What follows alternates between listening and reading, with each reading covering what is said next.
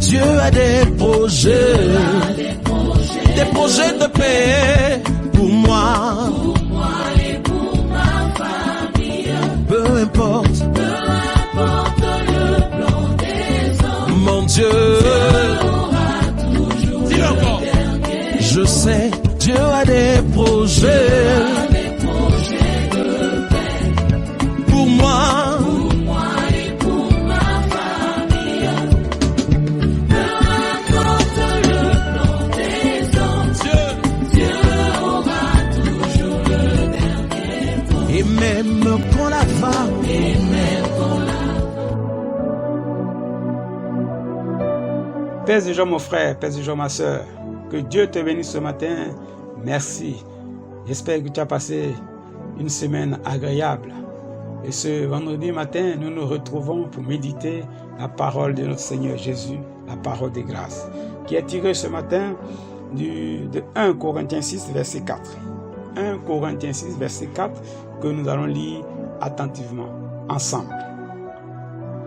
Quand donc vous avez des différends pour les choses de cette vie, ce sont des gens dont l'Église ne fait aucun cas que vous prenez pour juge. Parole du Seigneur notre Dieu, nous rendons grâce à Dieu. Quand vous avez des palabres entre vous, des conflits entre vous, entre madame et monsieur, entre monsieur et madame, ce sont des gens du dehors que nous prenons pour juge. Et c'est une situation que déplore Saint Paul. Et c'est cela qu'il pointe du doigt ce matin. Comment résoudre nos problèmes? Vers qui nous diriger pour résoudre nos problèmes?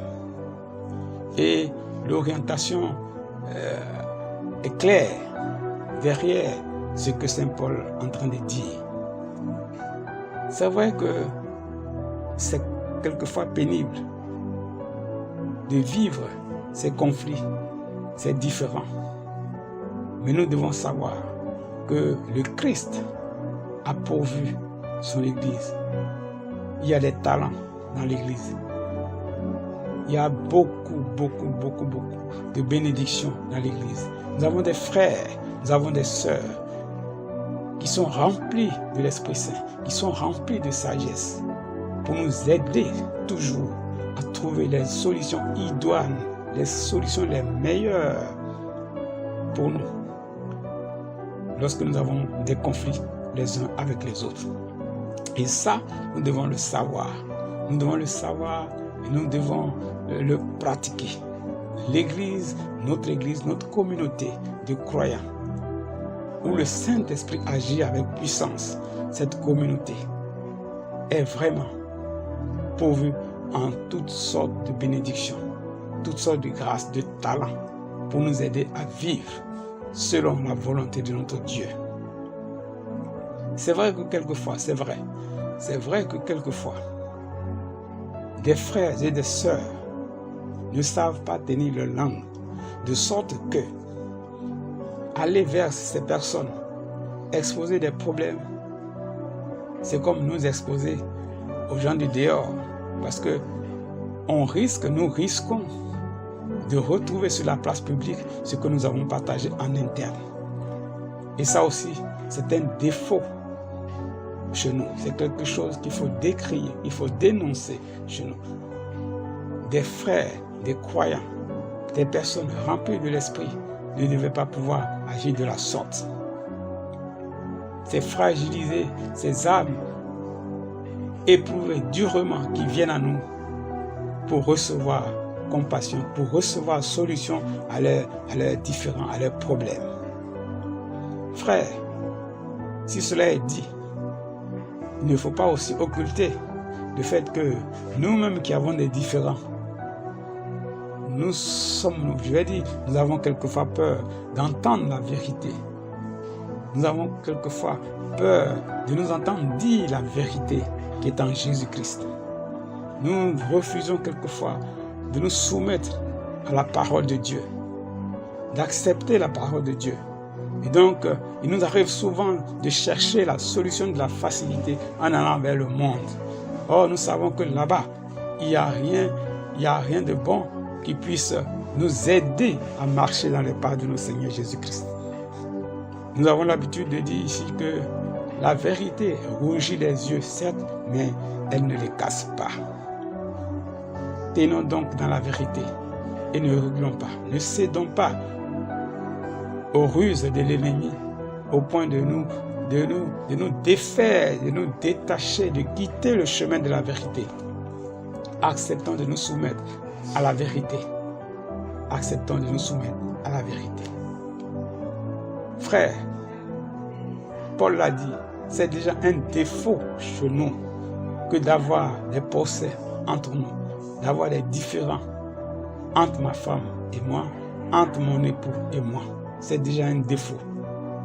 Faisons en sorte qu'il n'y ait pas de différend entre madame et moi, entre moi et madame, entre madame, moi et les enfants.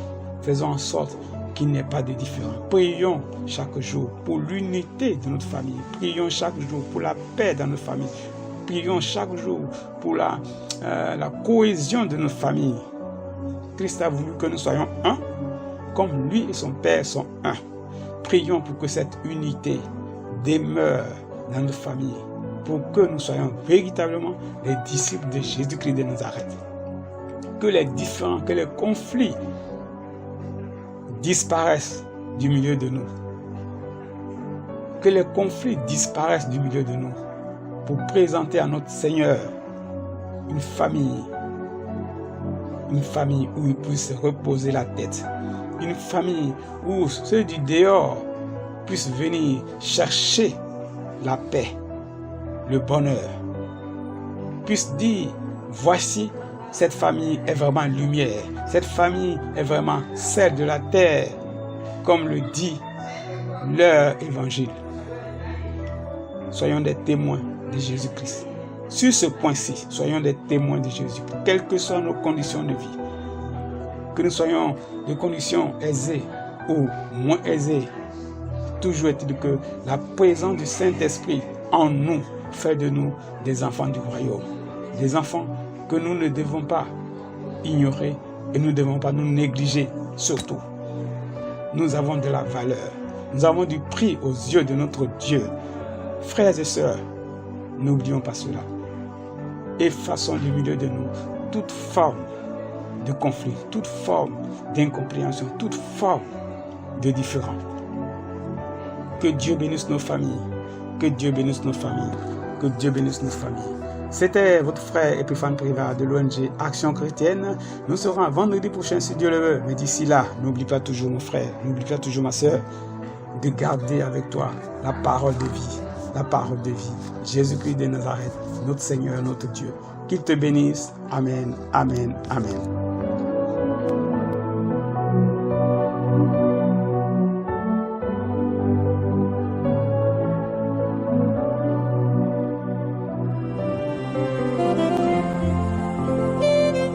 Tonda de Rabakoto Korosone. Wow. Voici nos vies, Esprit de Dieu. Gloire à ton nom, Seigneur. Voici nos cœurs, Esprit de Dieu. Et tu es puissant, Jésus.